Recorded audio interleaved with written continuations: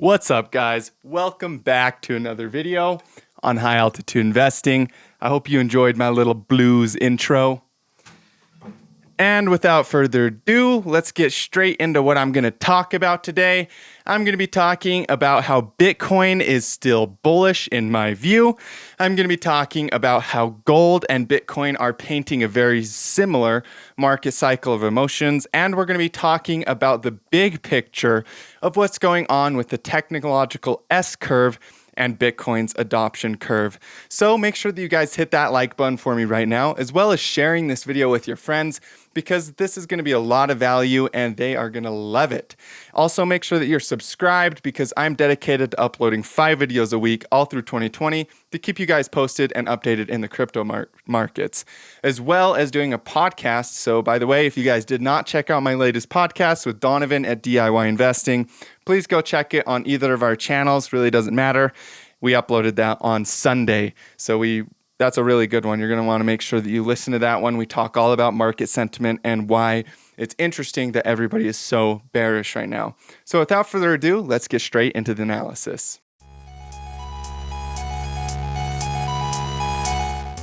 Okay, so this is Bitcoin on the bottom, and this is the S&P 500 on the top. I talked about this comparison a little bit in the past. Originally, I was comparing this area right here with this area right here, and sometimes with fractal comparisons, you do have to adjust a little bit where you are in the fractal as price development occurs. And one thing that I did notice about the S&P is that we made a head and shoulders pattern right here. The head and shoulders pattern failed. We broke out of descending resistance, which is this line right here. And then we continued to see upside growth all the way up to this high right here, which is basically the bottom of this leg right here. Bitcoin is nowhere near the bottom of this leg, so I do not think that this high and this high is this right here at all. I think that we are much, much more likely to be earlier on in this move in Bitcoin. And I think that we're painting the head and shoulders pattern. I see a lot of people posting head and shoulder patterns right now. In this dip right here, you guys, people were saying it was going to go to zero. So the sentiment is very bearish. And when there's a lot of bearish sentiment, I generally expect the market to go up, and this follows this fractal very nicely. I expect Bitcoin to head towards the $9,000 level, just as I've been talking about the entire freaking time. So this is my short-term analysis on Bitcoin. I'm also comparing it to gold. Here we have gold on the bottom and Bitcoin on the top. You can see that gold is actually already breaking out of its wave.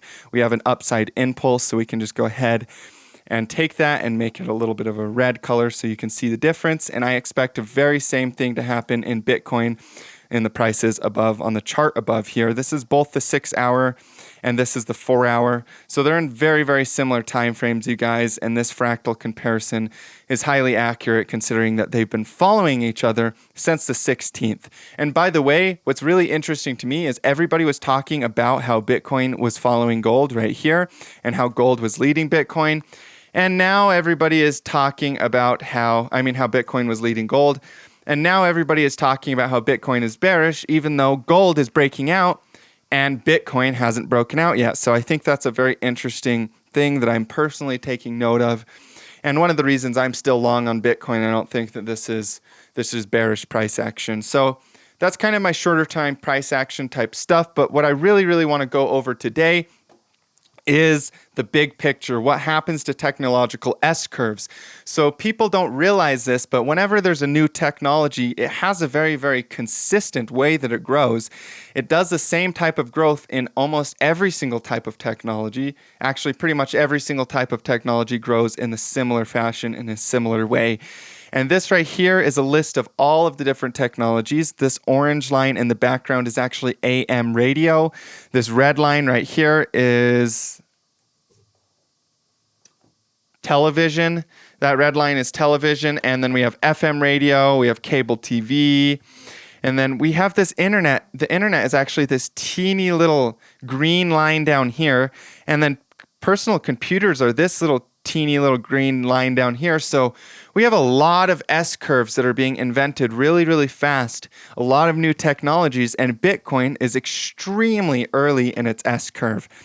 And one of the things I think that is interesting about the Bitcoin price is most everybody tries to fight trends. It's a rule of markets that the majority loses. everybody's going to fight the trend. And one of the things that happens with Bitcoin is everybody is fighting the trend. The big picture trend is clearly up. This is an S curve in Bitcoin. I do not know exactly what these higher prices will be, you guys. This is just a projection, but I think the projection is definitely calling for upward movement. And that upward movement, in my opinion, will take us well over 100,000 per coin, at least to 100, but I personally think we're going well over 100,000 per coin in the big picture, and that this is really just the beginning of the S curve in Bitcoin. And this, to me, Bitcoin right here, this little part right here, looks like super early on stocks. Like stocks that just barely got added, and they start trending a little bit, and then they do this in the bigger time frames because technology follows S curves. And it's very, very common to see, whether that stock is associated with a new technology like internet commerce, like Amazon or something like that. They grow in this kind of S curve type of pattern. And so that's why I'm personally so excited about the big picture for Bitcoin, about the small picture, the shorter time frames as well, although I don't care about this chop nearly as much.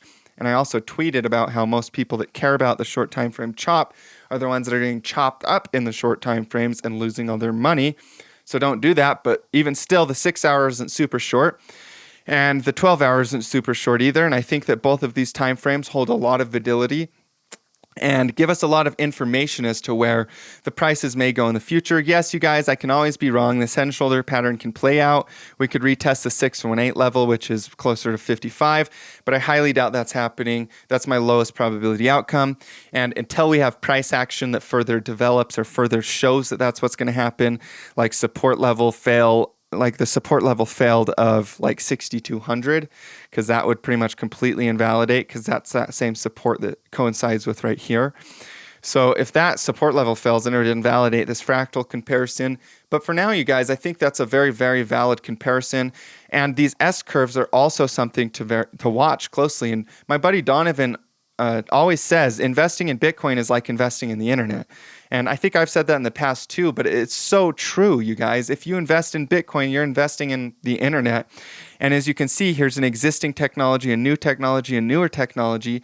Basically, what we're having happen is the internet was the existing technology. The new technology is Bitcoin.